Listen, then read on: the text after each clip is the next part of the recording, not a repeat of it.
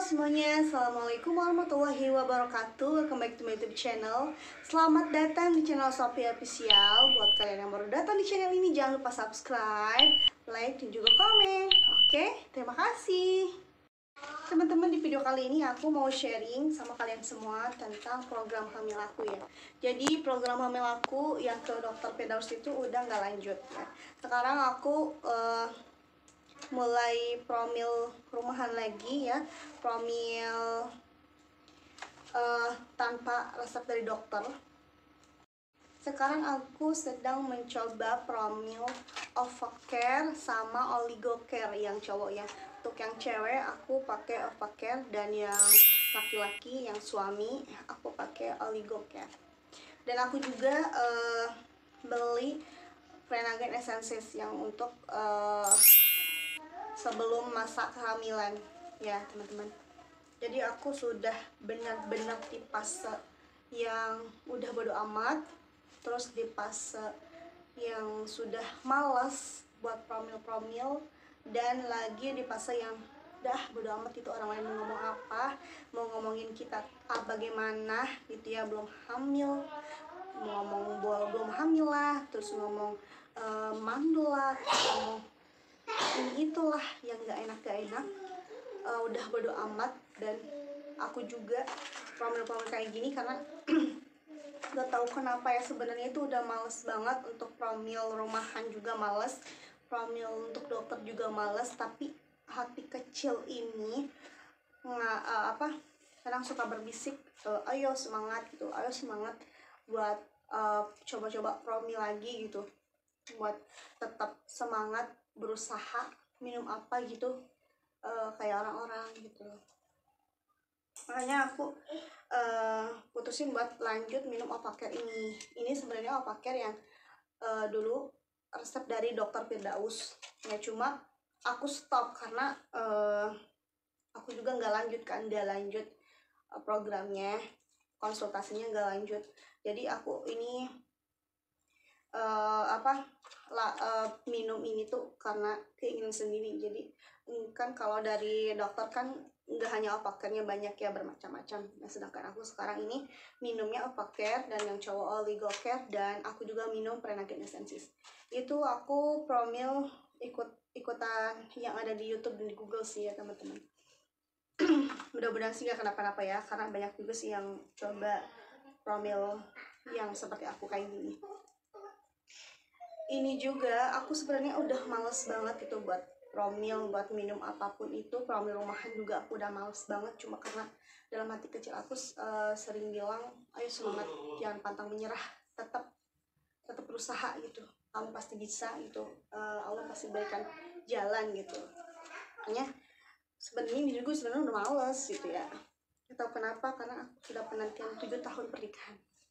7 tahun pernikahan belum juga diberikan keturunan, tapi rasanya tuh denger omongan-omongan orang tuh bukan rasa pengen kayak sedih, bukan kayak sedih, tapi lebih ke udahlah, masa bodo amat, udah sering kok dibilangin kayak gitu ya, udah lama juga ya, dari pernikahan 1 tahun sampai 7 tahun itu kan lama ya, dikata-katain apa-apa udah nggak begitu peduli gitu ya teman-teman.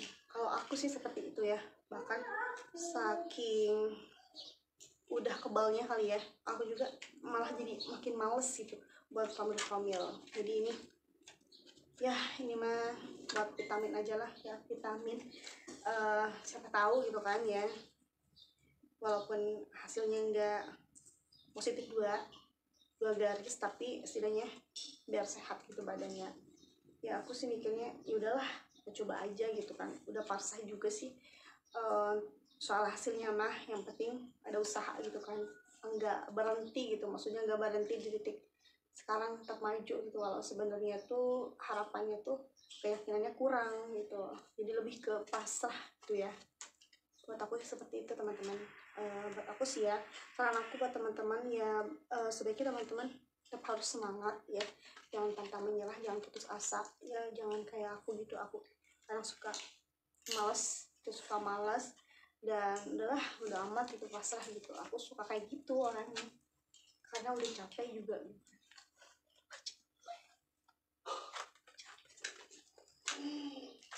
aja gitu, udah capek gitu.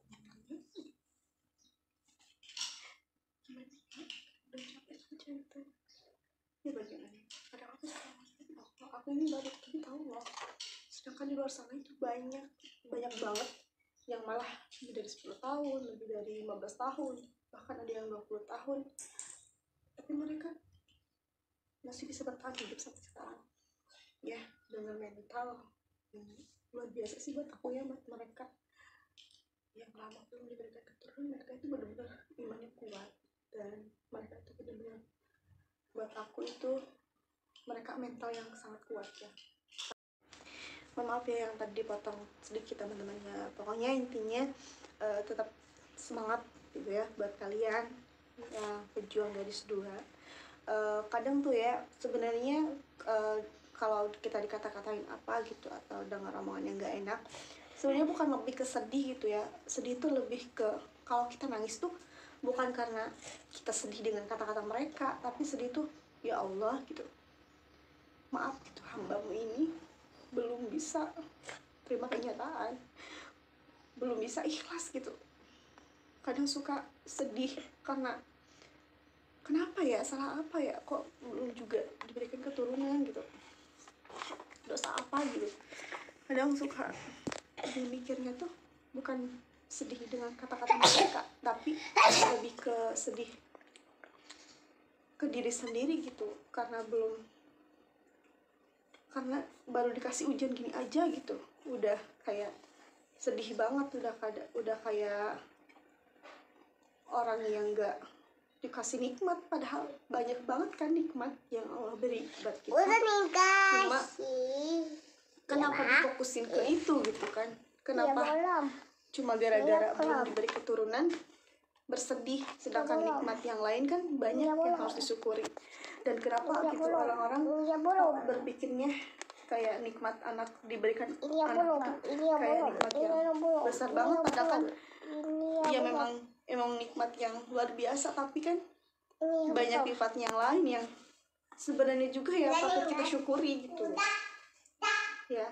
Lebih sedihnya tuh bukan sedih dengan kata-kata orang, tapi lebih sedih ke diri sendiri gitu.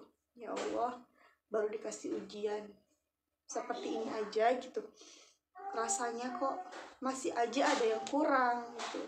Padahal kan banyak banget nikmat yang Allah beri sama kita, dari nikmat sehat, coba kalau sakit, pokoknya banyak banget lah nikmat-nikmat lain yang Allah beri sama kita itu. Ya itu kan udah sangat lebih dari cukup gitu. Jadi kayak ngerasa ke diri sendiri tuh sedih gitu. Kenapa? Ya Allah, sadarlah wahai diri gitu. Banyak kok nikmat yang lain yang harus disyukuri. Jangan terfokus dengan karena belum diberikan keturunan gitu, jadi ngerasa hidup ini belum sempurna. Padahal harus bahagia gitu. Padahal udah bahagia itu, padahal udah sangat cukup, banyak banget nikmat ya. Hanya karena belum diberikan keturunan, kenapa gitu jadi masalah? Enggak seperti itu ya teman-teman. Jadi sedih itu bukan sedih karena kata-kata orang lain, tapi lebih sedih ke diri sendiri sih, karena ngerasa kurang bersyukur gitu, ngerasa diri tuh harus banyak-banyak bersyukur gitu.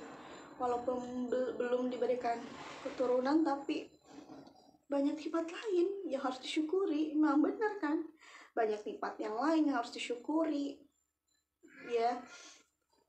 Kalau masalah soal anak itu adalah soal takdir ya. Bukankah Allah sudah menjelaskan di dalam Al-Quran, Allah memberikan seorang itu anak laki-laki, Allah juga memberikan seorang anak perempuan itu karena ada campur tangan Allah.